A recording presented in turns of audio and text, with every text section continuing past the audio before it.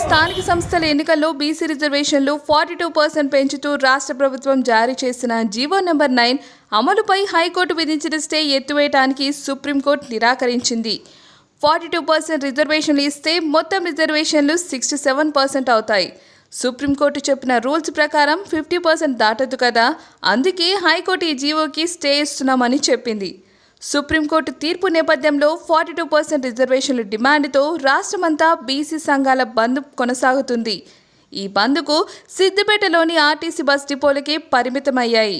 స్కూళ్లు, కాలేజీలు, కొన్ని షాపులు, ప్రధాన రాజకీయ పార్టీలు, ప్రజా సంఘాలు బంద్కి మద్దతు తెలిపాయి. ఎన్నికల త్వరలోనే పెట్టాలి కాబట్టి ప్రభుత్వం ఇప్పుడు పాత రిజర్వేషన్లతోనే ఎన్నికలకు పోతుందా, లేక మళ్ళీ హైకోర్టులో గట్టిగా వాదిస్తుందా అనేది చూడాలి. మొత్తానికి బీసీ రిజర్వేషన్ల ఇష్యూతో తెలంగాణ పాలిటిక్స్ ఫుల్ హీట్ మీదున్నాయి.